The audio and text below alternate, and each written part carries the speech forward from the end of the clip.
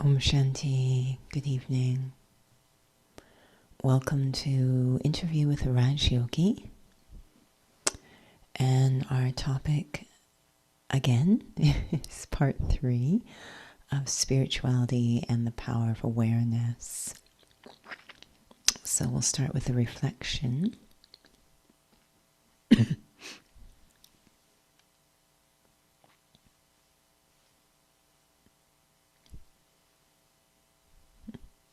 I bring into my mind's eye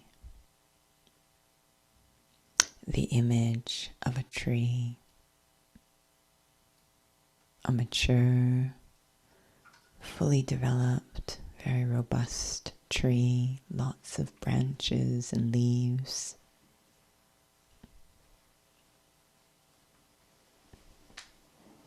Impossible to count every leaf on that tree. So much expansion, so much growth. And I see that every leaf is connected to a branch. The smaller branches connected to bigger ones. My vision starts to move down the tree.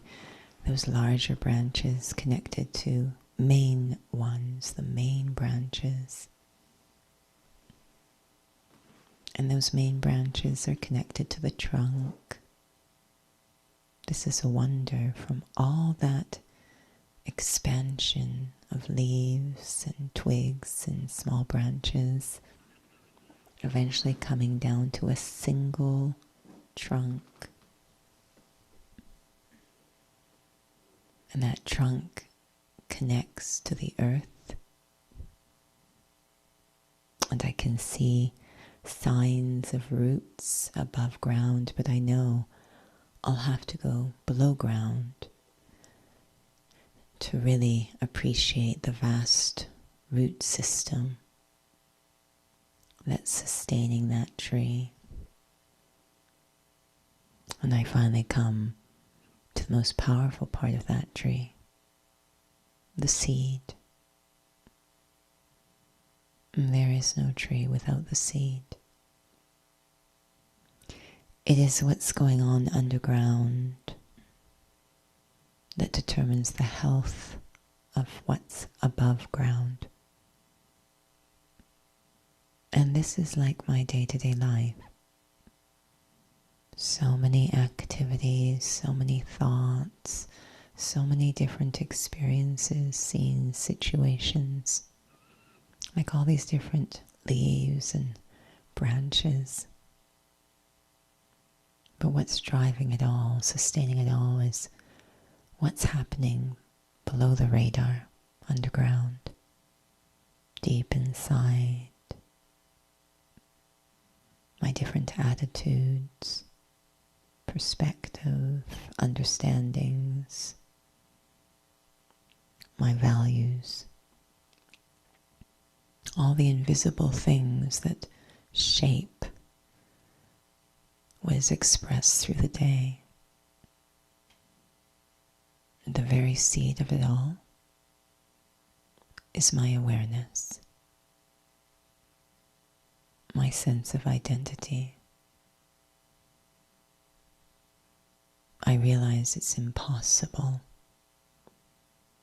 to separate the seed from the tree, to separate spirituality from my day-to-day life.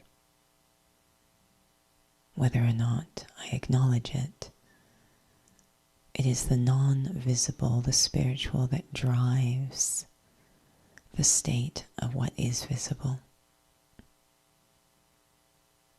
And so I decide to spend more and more time taking inventory, stock of what's going on underground, deep inside.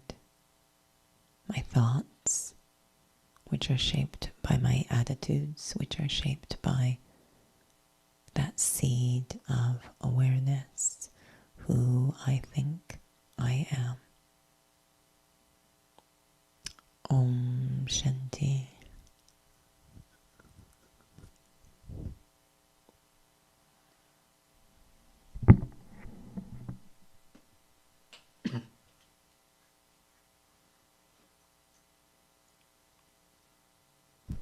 Om Shanti.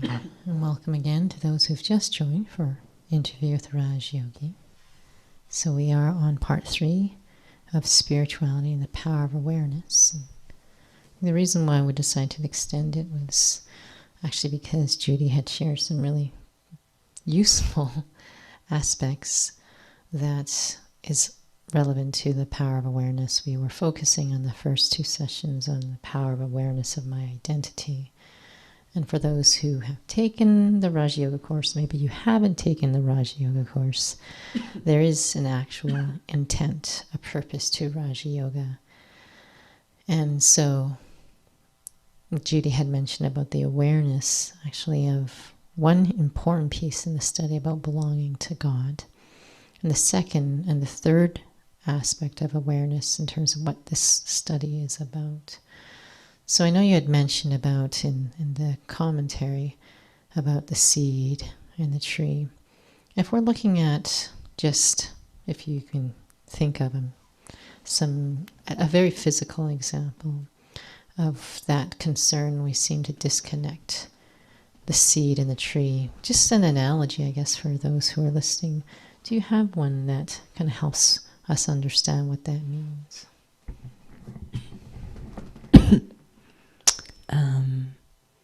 I include myself in this next statement that we tend to have some blind spots. And we can be in a situation where we might not be aware that we are acting towards others in a certain way. And it's completely happening unconsciously. We may not be respecting them fully, or we might be impressed by them, whatever the case. And it's because of a subtle attitude I am holding.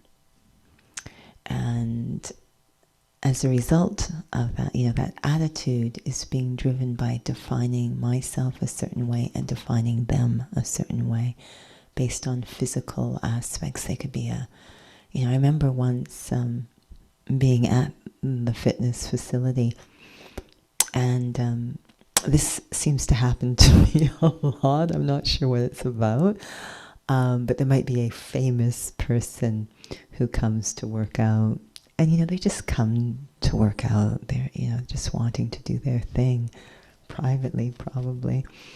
And I've got this strange thing where I don't recognize famous people, but they'll look familiar to me, but I won't recognize them for who they are. There's always a feeling of, I think I went to high school with them. It's very strange. So I'll sort of be looking at them, and afterwards I realized they thought I was looking at them because I thought they were famous, but it wasn't. I was internally going, where do I know them from? What grade was it? Which grade in high school? Or was it? And so it's very interesting because I eventually start to interact with them, and eventually it comes to light. Do you tell them? No, I've never told them, but it's always interesting to see how free it is to not recognize them as a famous, because it might color my attitude and how I behave towards them. So I don't have the awareness they are a famous person. I think they're someone I went to high school with. So it's a very, I suppose, ordinary or very light, easy, equal interaction. And I remember one soul I'm thinking of, he actually approached me, and I don't know, maybe I might have finally recognized him. He's a very, very well-known singer, and he has a name he uses as a singer. And he came up to me, and I think I even knew someone had said this is so-and-so, and I wouldn't know otherwise. And so he approached me, and and what's your name? And I said, and he said, my name is, and he didn't give his stage name. He gave his physical name, if you will. I was the vibration was so different than a famous person meeting, just a layman, if you will, an ordinary, boring person like me, there was none of this vibration. He created that dynamic by choosing to identify himself not as, I am this famous rapper named so-and-so, but I am working out here and this is my name. I could palpably feel the vibration he created by choosing to introduce himself that way. And it was very easy for me. It was such a vibrational, kind of framework. Very, very. So it's amazing how this is at play. These are very extreme examples, but even to identify oneself as I am the CEO of this company. I've seen this again, that I'll see them in the office, very different dynamic, and then they come to fitness class and I don't know who is who. They all are just at my mercy, basically. Very equal, very free dynamic, because their awareness is given the permission to shift. So there isn't status or hierarchy. They basically are kids playing in the playground together. So it's extremely powerful in shaping attitudes, vibrations, dynamics, awareness. It's happening all the time. Without us knowing. Yeah, without us knowing. So it's interesting then when you were talking about the seed and the tree. Thank you for the example. And one of the things that we learn about in this study is what the purpose of the study is for. And for those who haven't taken this course, and we've mentioned it, we try to mention it in every one of the sessions. This is really about getting my real self back again. And so using the example, you talked about the seed tree. What happens when you sort of lose that awareness of what this is all about? And it might seem like it's obvious, but I don't know if it really is obvious. So even just for physical things. Yeah. So when we talk about the seed and the roots, the seed is the awareness. In the Course, we describe this as you are a soul, a spiritual being, an eternal being, and you have these 7 eternal qualities. You have a very unlimited or spiritual identity. So this would be the root system that protects that awareness, and we want to go deep into the experience of those eternal qualities, those spiritual treasures from our true parent, if you will. So this very powerful seed and root system, it's all incognito. If that isn't happening, we know so much that what's going on above ground is affected by the seed and root system. So if that's kind of neglected, it will dictate what grows above ground. So it's extremely important to give attention. I don't even need to pay that much attention to above ground. It will naturally happen if I give good attention to the seed and the root system, to going into that experience and deciding if I plant, a orange seed, I'm going to get oranges. If I plant an apple seed, I'm going to get apples. So if I plant the seed, I am this body. It's going to kind of dictate the roots that grow out of it, which will all be based on temporal things, very unstable. And that's going to have a tree that shakes a lot. If I plant this very stable, eternal, timeless, this independent seed, I am a soul, it will create a spiritual tree, right, based on those beautiful values. So there's a deep connection between the type of seed I plant and what's going to emerge from it. Many grapple with the experience of being being a soul, in terms of just trying to feel what that feels like. Well, we've got... Sorry, to go the ahead. audio. Sorry, one second. Oh, that's okay.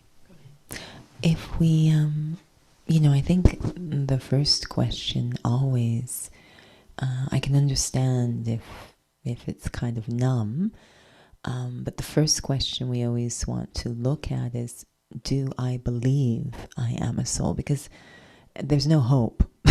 of really providing a context in which I'm open to the experience if I don't even believe it. So I think before we even try to look at, I want to feel it, how do I get to feel it? I first have to look at, do I believe it?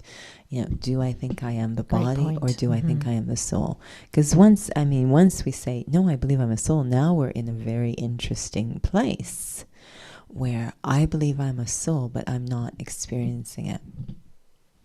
That's interesting.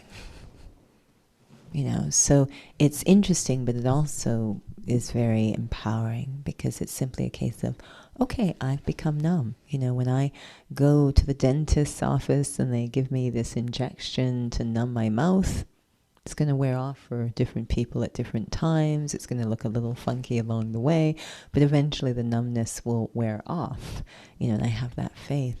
So it's not so much we need a technique, or if I think I am a soul, then if I continue to kind of water that belief, that faith, if you will, that recognition, it will eventually, the numbness will eventually wear off. What's slowing it down is simply fear. Mm-hmm. That's the only thing that slows it down, because to experience myself to be a soul means I have to let go of the entire tree or structure I have created based on thinking I'm the body. The minute I say I'm a soul, it means, okay, then those things aren't mine. Those souls aren't mine. That position is like the amount of letting go, in order for this different tree to emerge, the amount of letting go. So fear is actually what's slowing it down. It's not lack of capacity, it's just fear. Do you feel that this belief in who I am can also be affected by just what's going on with my awareness through the day? Like in a way, maybe I'll be just not aware that we maybe have other beliefs that we continue to foster. Absolutely. We have a very deep habit. You probably don't have to make any effort whatsoever to think you're the body. Zero effort.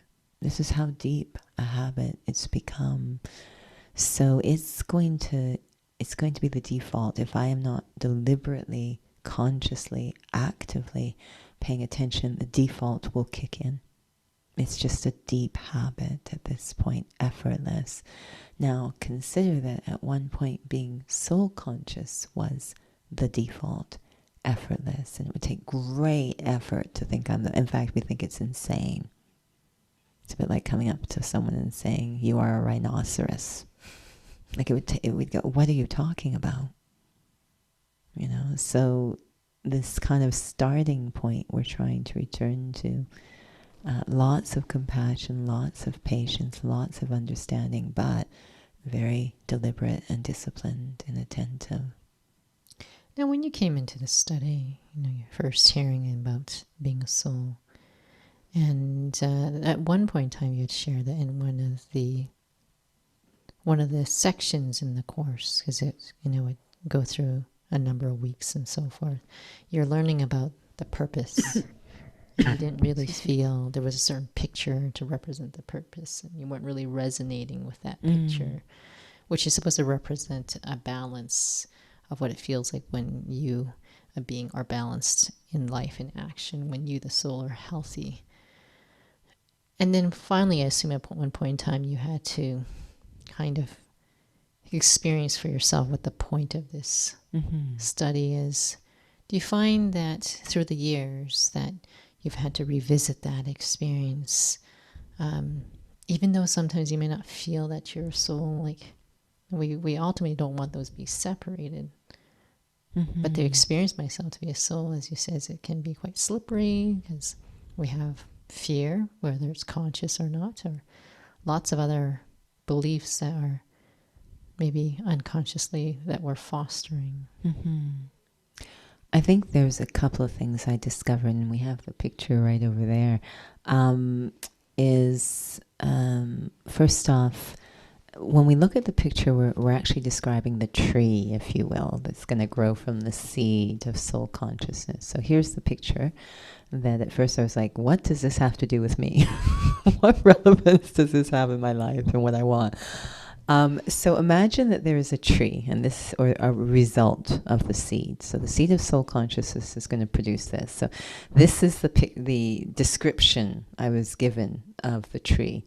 And it's a bit like, if you have two people looking at a car, and one person is saying the car has 4 wheels and it has a shiny paint, and you're like, okay, that's not really what I'm interested in.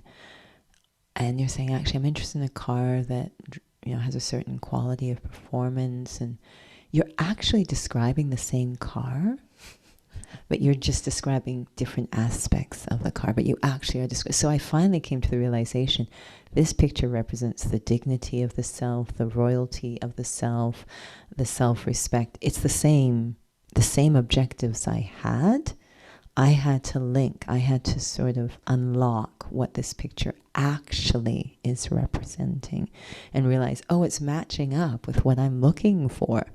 So that was a very personal thing. So that's very important, to connect soul consciousness, that seed, with the plant that's going to grow out of it, which is the dignity of the self, the royalty, the sovereignty, the mastery, these different aspects, peace and happiness, ultimately.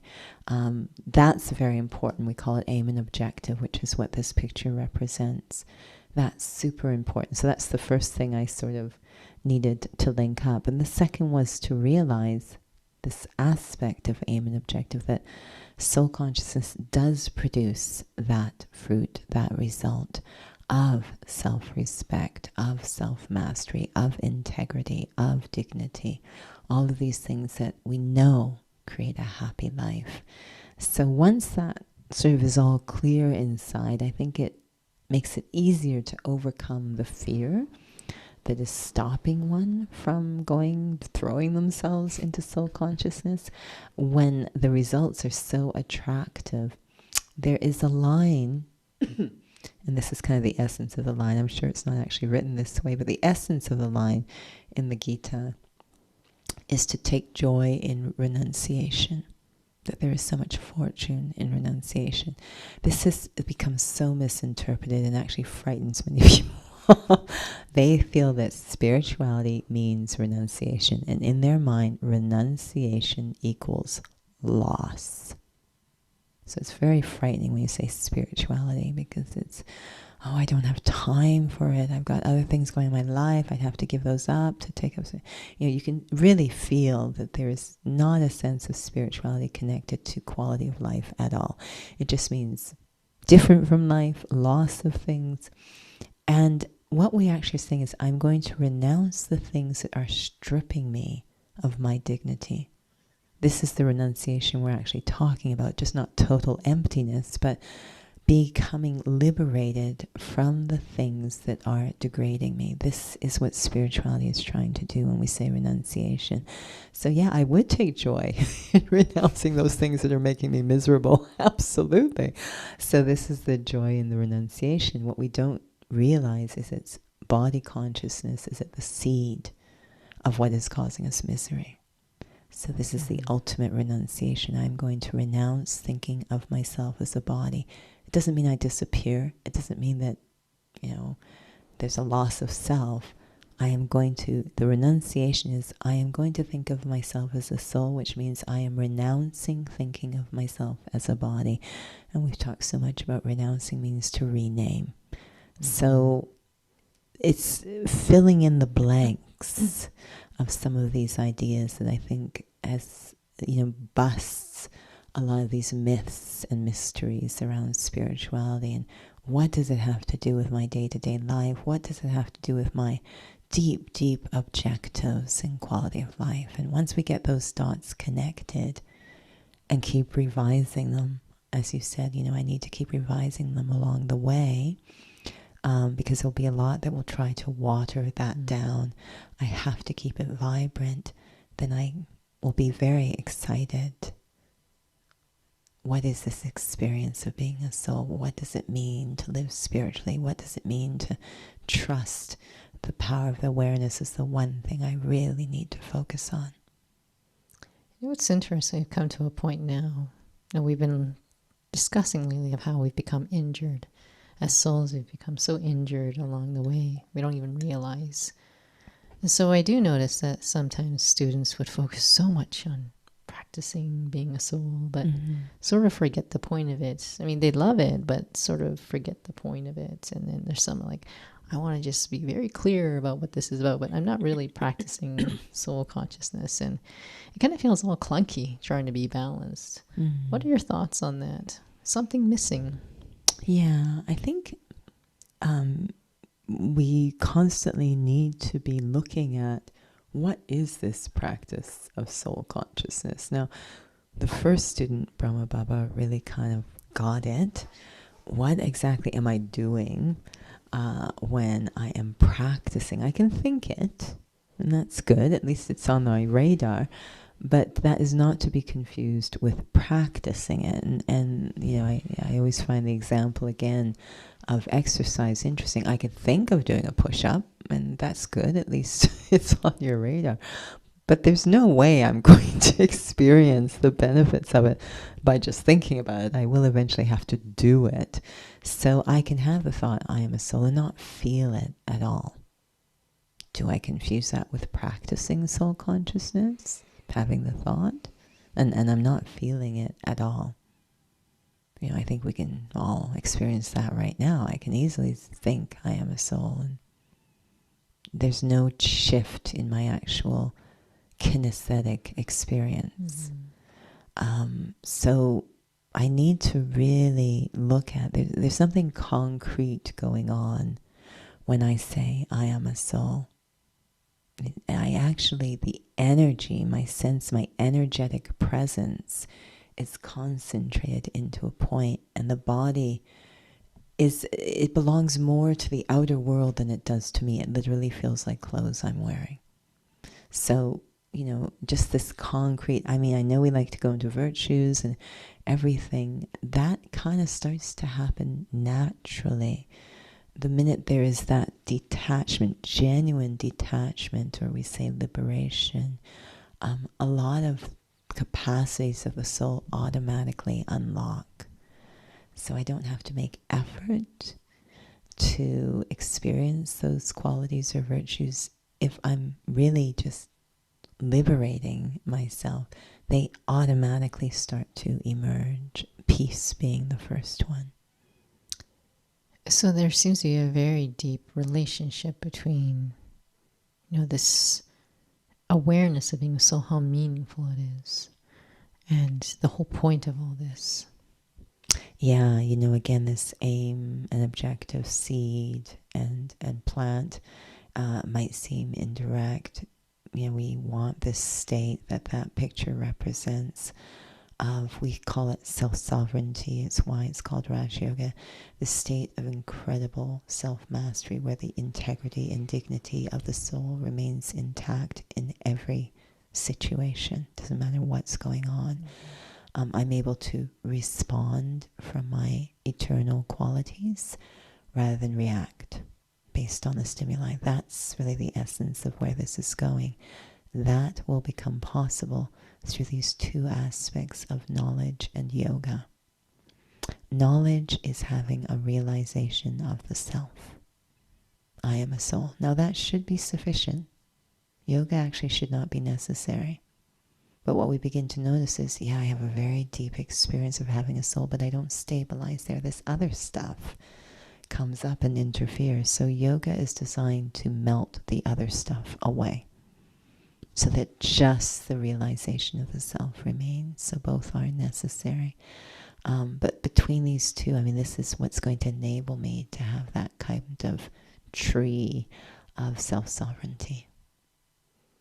Now, there was something you shared just before about, you know, that experience of being a soul, just energetically where I am existing. Can you share how that's different from picturing a point of light? Sometimes I imagine, you know, all of the energies receding from the rest of the body to where, like, it's many souls grapple with, am I imagining things? And how do I know?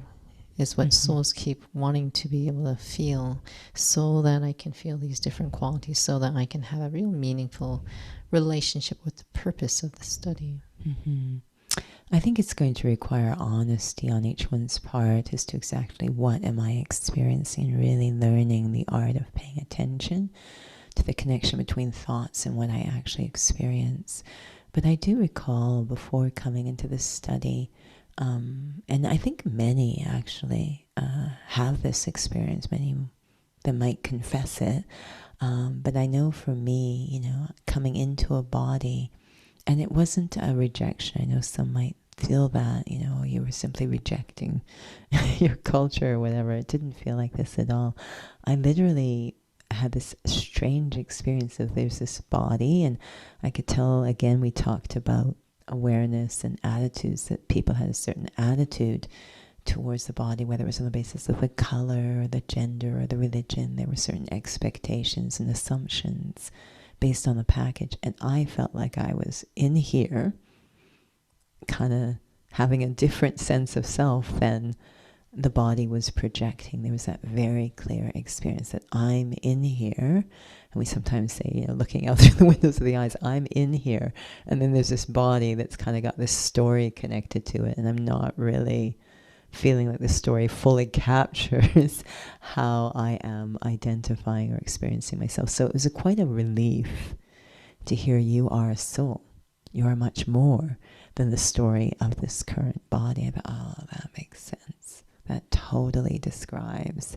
And I think many people actually are having this experience where, there's a physical body, and then the actual sense of themselves doesn't necessarily match up with the story of the body.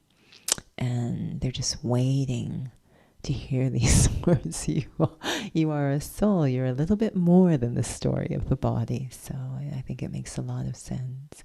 But I just have to check, slowing things down a bit, I guess, so that I can check, what am I experiencing relative to the thoughts? Do I give myself time for those thoughts to convert into an actual, real experience? Or am I just enamored by the thoughts and being carried by the way? We're very romantic with our thoughts. So I need to just be very honest with what is going on, the processes going on inside. Now, you mentioned about yoga, and that, the power of knowledge is really important. If it was all that was needed, it was just the awareness of being a soul. But there's all this other opposition internally. So you had touched on it briefly last week about this awareness of belonging to God, which is connected to this aspect of yoga. How is this awareness of myself, of who I belong to, how does that fit in terms of, my awareness of my identity and the awareness of what this whole journey is to come back into that reality again? When we said, that there's a purpose and what I need to do. I was thinking a little bit about this today. We have the two words, remembrance and yoga. Sometimes we wonder, when should I be using each one? What is that? And they both really complement each other. They really help to clarify the other. It is yoga. It is a union that has a deeply transformative effect on the soul. It really melts the not me bits. We've really taken on aspects in our awareness, because I'm just a point of awareness. We've taken on aspects that really aren't us. So that kind of needs to be melted, and that requires an extremely powerful spiritual mechanism, which we call yoga. So it's a very appropriate word, but it won't be a powerful mechanism if it's not at the level of relationship. Again, real-ationship. It's got to be real. So we say remembrance, which means to belong to. Again, it has to be based on a meaningful relationship for it to be yoga. right? To have that kind of impact. So I can't have a real relationship, a real relationship with the Supreme Soul unless I am aware of myself as being a soul. It's just not going to be possible. It's like there won't, you can think of, what's it, imprinting? where animals will imprint on what their first scent is or their first connection is. That relationship is so powerful.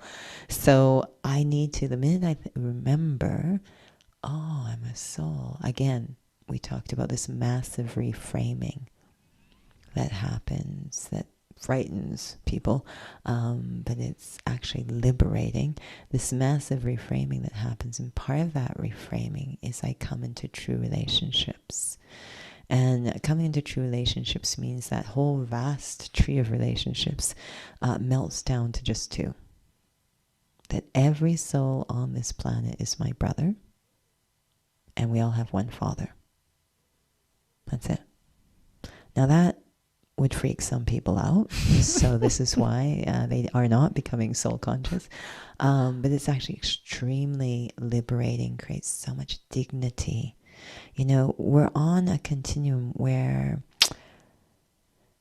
I always find interesting where we're quite conflicted or contradictory, very selective. In some situations I want to be soul conscious, in others it's not serving me well. So we know that, there's so much conflict because of being body conscious. I see someone else, they have a different colored skin, so I'm going to kill them. We say, oh, if only we were soul conscious, all of that would end. So it serves us well to end that kind of conflict. Another one's like, I don't want to think of my mother or my girlfriend as my brother. So no, I don't want to be soul conscious then. We kind of, it's not a selective thing. I can't be a soul sometimes and not other times. We kind of have to. Now, it actually is elevating in every possible way. It's actually very degrading to think of someone as a body. And I invite everyone to go and look up what the body is made up of. It's 5 or 6 elements and then some trace elements. I mean, it's really degrading to think of someone as, they're just hydrogen, nitrogen, carbon, because that's what the body is made of. So I really have to be super honest with the self and not be selective in how I'm applying this stuff when it suits me well. So yes, it's going to reframe, but for the better. So I'm thinking of myself as a soul. There's this massive reframing of relationships. It is the only way I can possibly bring to life what we have been saying for many centuries. God is our Father. He really is our Father. And He is a spiritual being. So if He's my Father, really my Father, then that means I am a spiritual being as well. Mm-hmm. That relationship means it will become yoga. Powerful enough to transform me. Without the relationship, it can't really be yoga. It's interesting you say we often use the word connected. Mm-hmm. Recently you mentioned that you had to get a new car, something happened to the car, and you just feel not really connected to this car. And how it's just about just this aspect of being connected, which I find the word yoga is appropriate. It's a really big topic. I know we can't cover all of it, but we want to touch on these 3 aspects of identity of self, with the whole point of this study and the awareness of who I belong to. And you had mentioned about it a little bit earlier in the session about attitude, and that's what we'll explore, this relationship between awareness and attitude. So the overarching series is about spirituality in day-to-day life, but how that happens, it's quite deep. So once again, we're always keeping an eye on the chat box on Instagram and YouTube. If you have questions or if you want topics to be shared, you're welcome to also email the center.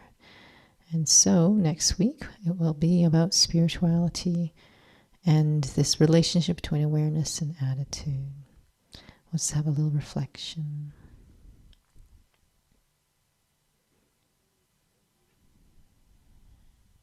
When I become very quiet inside. And quiet isn't really just a physical quiet, but feel myself withdrawing inwards, going very deep inside, a little bit distant from my day-to-day thoughts, worldly thoughts, often compared to the idea of an actor stepping off stage, stepping outside of the roles, even the responsibilities, thoughts about different relationships, possessions, kind of stepping off the stage. It's a bit of a relief, actually, because it allows me to really listen to myself, become very quiet, and hear, even just to hear my own presence, not as a human doing, but as a human being. That very deep, authentic, timeless sense of self, distinct from all the temporary aspects of day-to-day life, as if I've been waiting to hear my own presence. It's very quiet, very under all that noise of ordinary thoughts, very sacred sound. I'm this point of awareness, a living being, like a seed. And my natural nature is to let go.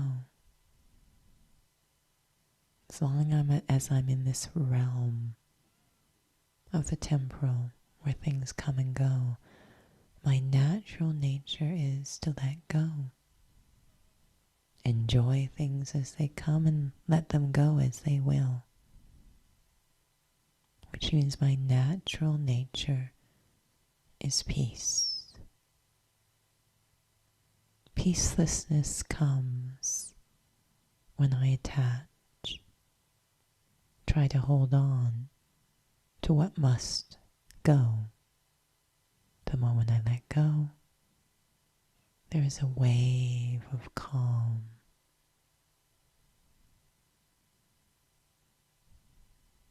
Listening in this quiet space to the sound of my own presence and true nature.